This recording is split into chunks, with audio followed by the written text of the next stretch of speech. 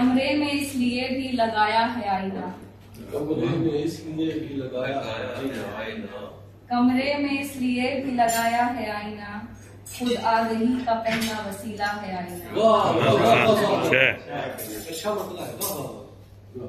हैरान है अपनी जात की तहदारियों पे खुद, हैरान है अपनी जात की तहदारियों पे खुद, यूं आईने के सामने आया है आईना। जाता है दूर तक वो फिर अपनी तलाश में, जाता है दूर तक वो फिर अपनी तलाश में, जब आईने की सोहबतें पाता है आईना। पहचान उसकी खुद तो रवानी से है मगर, पहचान उसकी खुद तो रवानी से है मगर, दरिया जरा सा ठहरे तो बनता है आईना। और आंखों से देख कर भी हो इनकार हक अगर, आंखों से देख कर भी हो इनकार हक अगर, ये जान लो कि बोल भी पड़ता है आईना।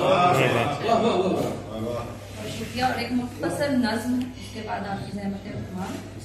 नज्म का उन्वान है खामोशी का शोर।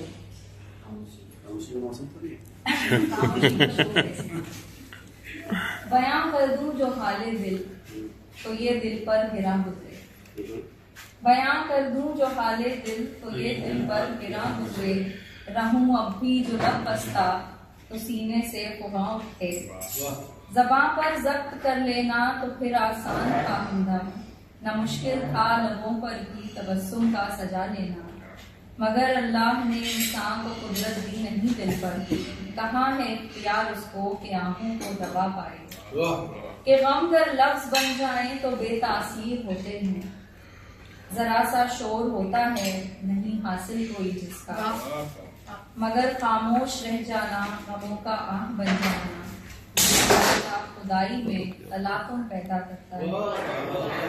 नहीं उम्रें नहीं लगती असर होने में आहों,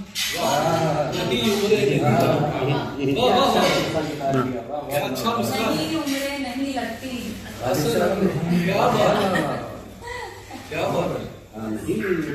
नहीं उम्रें नहीं लगती असर होने में आहों के, इधर एक आह निकले और उधर इंसाफ होता है।